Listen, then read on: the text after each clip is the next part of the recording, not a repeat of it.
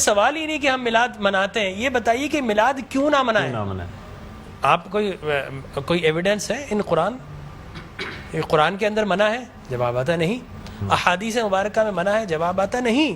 کیا صحابہ کرام رضوان اللہ تعالی علیہم اجمعین نے منع کیا؟ جواب آتا نہیں۔ بڑی عجیب غریب بات ہے کہ آپ منع کرتے ہیں۔ اچھا جناب یہ دیکھیے کہ میں بڑے سادہ الفاظ میں بتانا چاہوں گا کہ اسلام کیا ہے۔ اسلام 4 چیزوں پہ مشتمل ہے۔ حضور نے جو فرمایا وہ اسلام ہے، حضور نے جو کیا وہ اسلام ہے، اور حضور نے جس سے منع کر دیا وہ اسلام ہے، اور حضور نے جس سے منع نہیں کیا وہ بھی اسلام ہے۔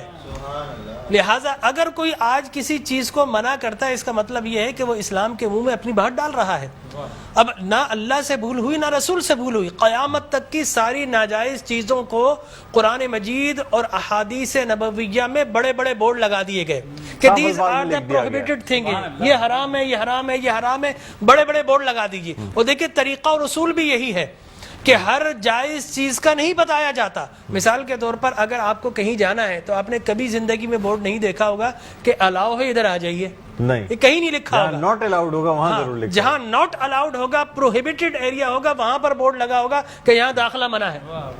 لہٰذا قرآن و احادیث میں بھی بڑے بڑے بورڈ لگا دیے، حرام، یہ حرام، یہ حرام۔ اور مجھے کہنے دیے ڈاکٹر صاحب، اللہ کا نبی بنیادی طور پر ہر جائز کام کروانے نہیں آتا، بالکل نہیں۔ دراصل اللہ کا نبی ہر ناجائز کام سے روکنے کے لیے آتا ہے۔ اگر جائز کام کی اگر جائز کام کروانے آتا اور جائز کی فہرست بنتی تو قرآن 30 پاروں پہ ہی 30,000 پارے بھی کم پڑ جاتے کہ یہ بھی جائز، یہ بھی جائز، یہ بھی جائز، یہ بھی فہرست، ایک پوری فہرست بن جاتی۔ کہاں تک ہم قرآن حفظ کرتے؟ لہٰذا قرآن کے اندر اللہ کو جو ناپسند چیز ہے ان کا بیان ہے، اللہ کو جو پسند ہے ان کا بیان ہے۔ ہر جائز چیز اللہ کا نبی کروانے نہیں آتا۔ اب اگر بنگلہ دیش کے لوگ رہنے والے اگر پوری زندگی اگر چاول کھاتے ہیں اور مچھلی کھاتے ہیں، ان سے یہ نہیں پوچھا جائے گا باجرے کی روٹی کیوں نہیں کھائی، تم نے گندم کیوں نہیں کھایا، تم نے فلاں نہیں کھایا، نہیں پوچھا جائے گا۔ اگر اسی طرح پاکستان کے رہنے والے مچھلی روزانہ نہ کھائیں تو ان سے نہیں پوچھا جائے گا کہ یہ بھی تو اللہ کی غذا تھی، جائز تھی، تم نے یہ کیوں نہیں کھایا۔ نہیں، ہر جائز چیز اللہ کو مطلوب نہیں ہے، اللہ کو مطلوب یہ ہے کہ ہر ناجائز کام سے روکا جائے۔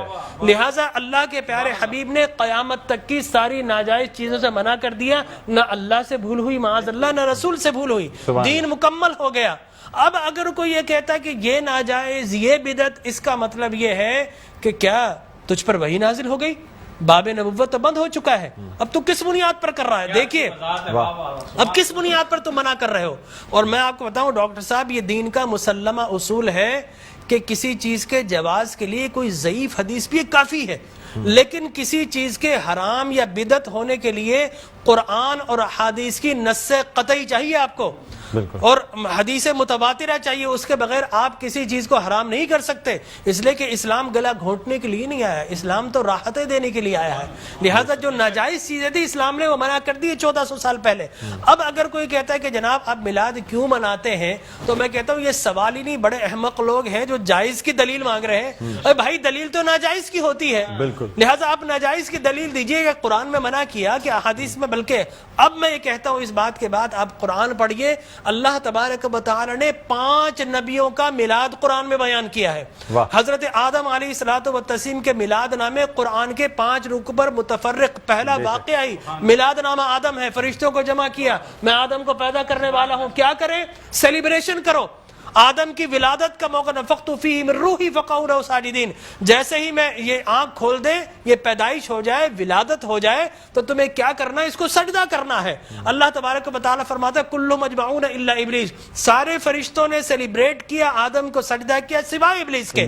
تو معلوم یہ ہوا کہ جس نے میلاد منایا اللہ نے اسے نورانی قرار دے دیا، اور جس نے انکار کیا اللہ نے اسے شیطانی قرار دے دیا۔ سبحان اللہ سبحان اللہ۔ لہٰذا اسی طرح میں 2 منٹ بس، اسی طریقے سے سورہ قصص میں حضرت موسیٰ علیہ الصلوۃ والتسلیم کی میلاد نامہ اللہ نے 28 ابتدائی آیات میں بیان کیا. اور حضرت یحییٰ علیہ الصلوۃ والتسلیم کا میلاد نامہ سورہ مریم میں کیا سلام علیہ یوم ولدا، سلام ہو یحییٰ پر کس دن؟ جس دن وہ پیدا ہوئے. لہذا نبی پیدا ہو رہا تو اللہ سلام بھیج رہا ہے. اور پھر حضرت عیسیٰ فرماتے والسلام علیک یوم ولدت و یوم اموت و یوم ابعث حیا، سلام ہو مجھ پر جس دن میں پیدا ہوا. سرکار نے فرمایا. اور پھر اللہ تبارک و تعالی نے ووالدین وما ولد کہہ کر حضور کے میلاد کو بیان کیا. اور حضرت مریم کی میلاد کو اللہ نے سورہ آل عمران میں بیان کیا. پھر سرکار نے فرمایا کہ میرے غلام الجمعۃ عید للمسلمین. لوگ کہتے ہیں 2 عیدیں، تیسری عید مل گئی. حضرت عمر بن خطاب سے پوچھا کہ یہ الیوم اکملت لکم دینکم، یہ آیت ہمارے نبی پر نازل ہوتی تو ہم 2 عیدیں مناتے، ہم تو بطور عید مناتے. حضرت عمر نے حضرت ابن عباس دونوں سے احادیث فرمایا میاں تم ایک عید کی بات کرتے ہو، ہماری تو 2 3 عیدیں تھی اس دن. وہ یوم عرفہ تھا مسلمانوں کی عید کے دن، وہ جمعۃ المبارک تھا مسلمانوں کی عید کے دن، وہ تکمیل دین کا دن تھا، وہ مسلمانوں کی عید کا دن ہے. لہٰذا یہاں پر تو پہلی، دوسری، تیسری، چوتھی، 5ویں نہ جانے کتنی عیدیں. اور صحیح مسلم کی حدیث مبارک رسول اللہ نے 5 عیدیں بیان فرما دی. ایام تشریق، یوم نحر، اس کو سرکار نے عید قرار دیا. لہٰذا معلوم یہ ہوا کہ سرکار دو عالم. اور پھر میں عرض کر رہا تھا کہ آدم پیدا ہوئے، فرمایا الجمعۃ عید للمسلمین، جمعہ مسلمانوں کی عید کا دن. فرمایا رسول اللہ کیوں؟ فرمایا فیہ خلق آدم، اس لیے کہ اس دن تمہارے باپ آدم پیدا ہوئے. معلوم ہو آدم پیدا ہو تو عید کا دن، اور جس دن فخر بنی آدم پیدا ہو ہزاروں عیدوں کا عید. یہ عید بھی ہے اور یقینی طور پر جشن بھی ہے. دیکھیے حضرت عیسیٰ ابن مریم علیہ الصلوۃ والتسلیم پیدا ہوتے نا، اللہ تبارک و تعالی حضرت مریم کے پاس پینے کے لیے کچھ نہیں تھا.